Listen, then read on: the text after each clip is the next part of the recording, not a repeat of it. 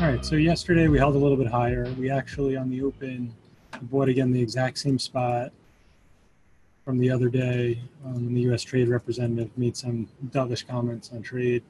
269.30 was the price. Discussed that in the YouTube video, how to win Trump's trade war.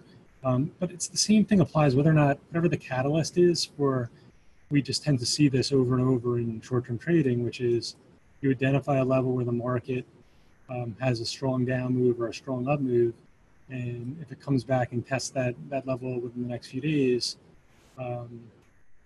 quite often you'll get a decent move off of that price. And even if, let's say, this didn't even happen in the afternoon here, this big up move, the move off the open was went up $1.50 in the first hour and a half, 2 hours. So they made the higher low in the afternoon. So you get pretty good price action there. This morning we were gapping above 273. We're definitely within striking distance. I mean, we failed up here 3 times last week. Gotta go back to Monday for the first time. But Monday, Wednesday, and Friday, all 3 days. So we're here again. If we end up getting up here and don't roll over and close here, that would be really bullish for the market.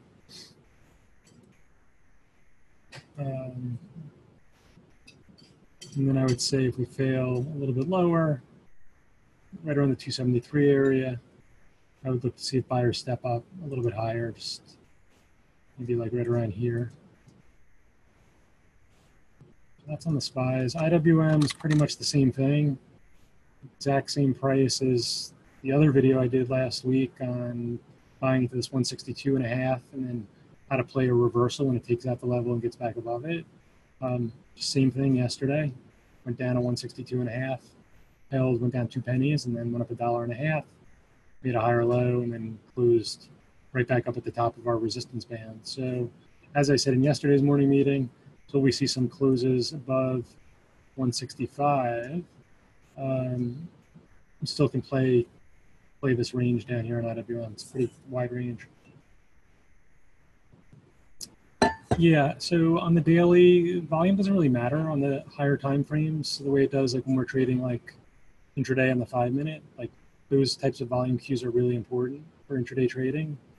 For many, many years, the higher time frame hasn't mattered. What's mattered is price. Good question.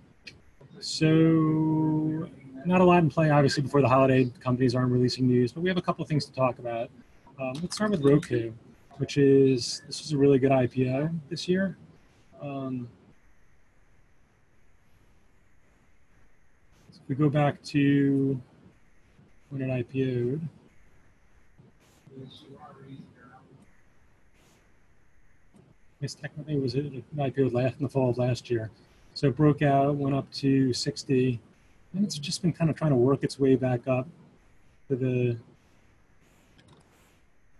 where it failed after the initial IPO. We have this area here where it recently failed.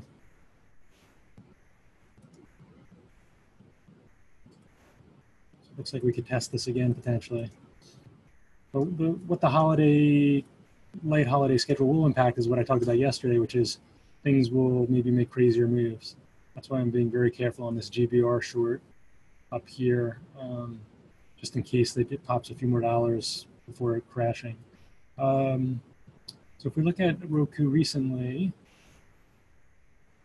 they ran it up from the high 30s up to 47.5. They crushed it down over a few days to right back to the support level. It did gap one morning below there, but quickly got above, gap to the level. So it's basically 41 by 46 now.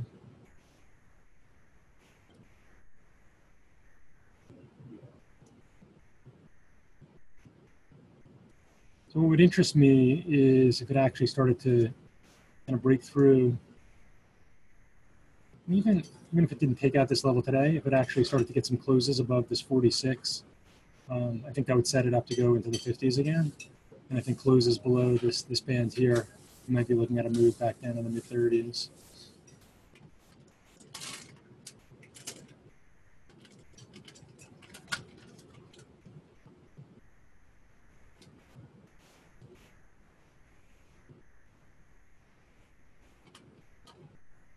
Let's zoom in.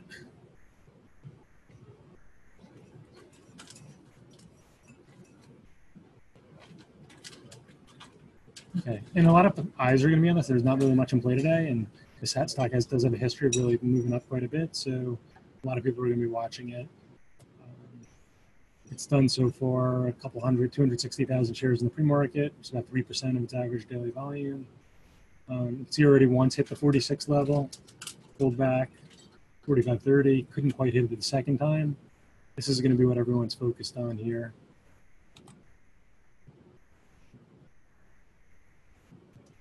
Whether or not it can get through here or just fails again after the open.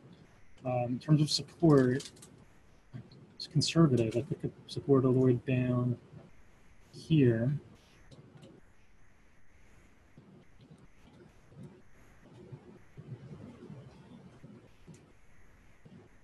So this is kind of the way, I play this range here, see what happens in terms of a break. And we'll take a look at Tesla in a minute, and we can kind of compare how you play something when you have a range to start trading it, fade either direction, and then kind of do an analysis if the buyers or sellers are taking over. But a decent range to work with here. The next one is Facebook. So we know last time Facebook had some negative news, it gapped down from the low 180s and eventually bottomed at 150. That was in March. So to show you where that started. So that was here. That was the Cambridge Analytica scandal. And it came down, the first initial move to the low 160s was quick. The second leg took it to 50. And then this positive catalyst was Zuckerberg saying their ad spending, they hadn't seen any advertisers walk away or lower spending. That's what caused this big move back up to 170, which I think I blogged or talked about that. Maybe I did a video, but it had a catalyst. And since then, it just crept its way all the way up to a new all-time high. So we have a catalyst again. We got SEC, FBI, everyone looking at them. We'll see if it gets taken as seriously as the last time there was a negative catalyst. It already pulled back from above 200 last week down at 194. So we have pretty good areas to work with. Obviously, a series of lower highs. But definitely people are shorting every pop since it's failed above 200. In fact, just as a general rule of thumb, when a stock gets above like 100 level like this, above 200, has a really hard down move. When it gets back up to that level, you definitely want to short it. I'm sure some people maybe even talked about it in the chat. Anyway, it failed to 200. So you want to see if it comes back down and retests this area. So now with the negative catalyst, first thing you'll see, does it make another lower high like 196, or does it just crash through this level, and then you use this retracement to be shorted? Maybe you walk into something. And again, this plays together. Not only did it have the really hard down move in March and negative, but we have half day before a holiday. Starting to show weakness, you can buy the 184 puts for next week, or 184 puts for Friday. And if it gets hammered on Thursday, it could go up quite a bit in value. So that is Facebook. Campbell's CPB. So the last time this thing gapped up, I think I was shorting it here at 40 on the spike above 42 on the open, and it never came off. And then the next day, I don't think maybe I did reshort it at 42 again. But it came off the next couple of days. I was looking for the failure here to come back down. So we're up here again. Maybe this time it'll be cleaner. It'll fail up here at 42. Same activist hedge fund who wants them to be put up for sale. I would become more bullish on it. I'm bearish on it at these prices right now. If it actually got above 42.50 and showed me that it could really hold above 42.50, then I would look for some upside. So that's Campbell's. All right, so Tesla. So the idea with Tesla is I definitely was leaning more towards it would break out through this area here where it failed in the pre-market and then again on the open. But there's a point where it doesn't hold the pre-market support and it doesn't hold the opening support, where you need to play it for the move. Kind of we talked about in the morning meeting for the move to 350, and if it gets below 350, then it's this area here. It actually panicked down quite a bit more than I would have expected. Below 350, I would have said 342 to 340, and then it would catch a bid and we would see what would happen. But actually, people just piled on the momentum. People pulled their bids and it went all the way back down to support from the beginning of last week, and then had a $10 bounce before closing pretty weak. So I'm going to zoom in and just kind of show you as the process changes. And one of the traders on the desk who was bullish on it as well flipped to bearish and made quite a bit of money buying the 340 puts.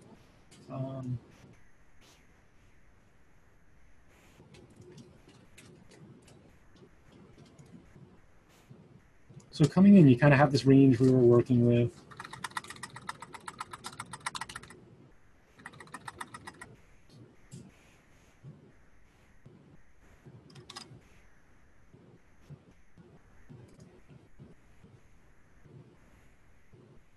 So this is the range.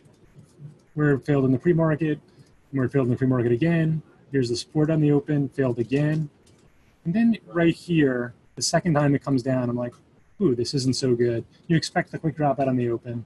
But it held again, and it got above 360. So I said, okay, if it did something like this, like consolidated above 360 like this, then broke, I would have expected it to go to 370, 375. But it consolidated, it dropped 360, and then the next hard move was through the morning low. The last 5 or 10% I had got stopped out here. I was not on the desk when it kind of got tight here, but this was, I mean, this was the trade right here when it 1040, when it actually took out the morning low. This was the spot to, you know, buy the 340 puts, 345 puts, whatever, and kind of see what happened. If you were shorting it on this break of the morning low right here, same thing I said in the morning meeting, your confirmation is it's got to get below 350. And you notice, see how people here, see this green bar? People were waiting to buy it at 350. But they buy it at 350, no second green bar, sideways, and then takes out the low again. That's when you kind of take your hands off the keyboard and say, you know, can I capture a move back down at 340, 342? In this case, it came down to 340 and then had another big bar here. This is definitely, you know, flat into this, see if it pops back up to 340 and go from there. That's, I mean, that's pretty much best case scenario. I mean, it's almost a $20 move below 350. But there's a moment in time where it's kind of, it fails a couple of times at the resistance, comes down really hard into support, and then you see a big red bar through support. You watch the retracement. If it can't get back above 358, and then takes out the morning low, I mean, the chances are everybody who bought in the pre-market on the open are going to start hitting it. People are going to start getting shorted and pile on.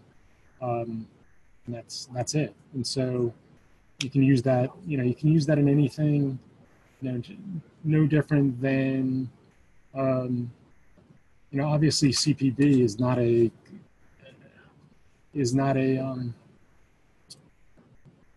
volatile stock the way that Netflix is, but the same principles apply, which is it's gapping up. People, you know, people are like, oh, okay, it's about 42, they're buying, and they notice it goes to 42.50, fails a little bit, comes back down, goes to 42.50 again, maybe goes even above it, and then gets back down below, and then it goes below 42, and people could pile on, it could go all the way back down.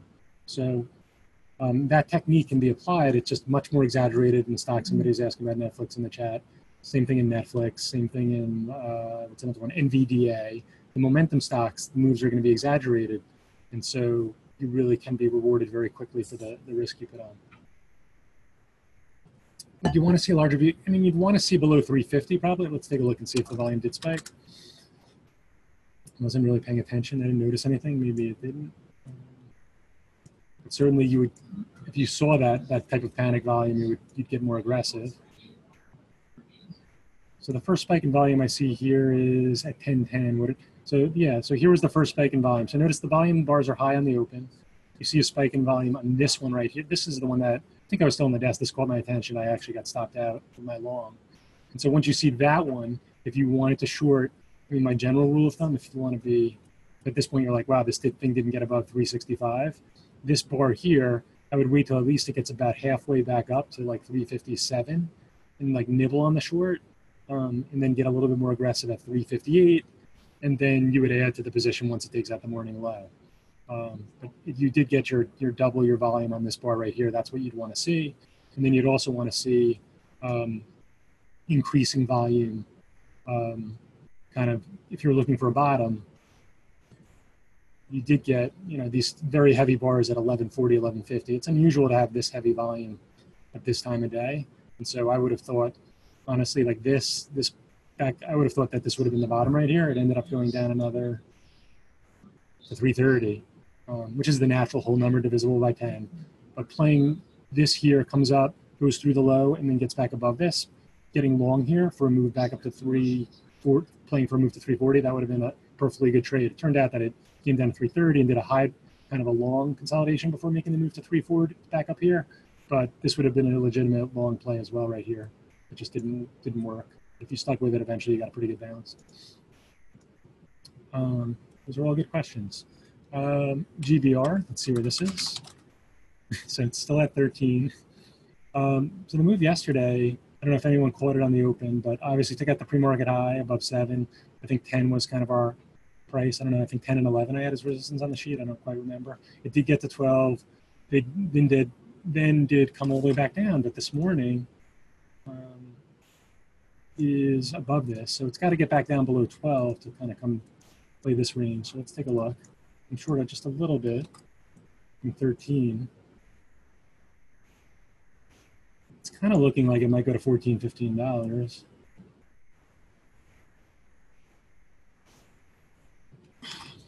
So here was the pre-market high. It hasn't been able to take out the pre-market high, but it hasn't been able to get below 12 either. So what I'd want to see for the short is just like something like this, and then there's a failure in this area here. And I play it all the way back down to like 9 or something and kind of see. So it's not the same situation as the last kind of low price stock I was short AXON about a month ago, where it was the 100 million float. It was pretty sure at from $6 eventually would get down to 2.5, 3. I think it's like a $2 stock now. I'm still short a few shares from like $5, $6. It's 230 now. MinMU, which Bob mentioned in the chat, that also caught my attention. I came in long it yesterday.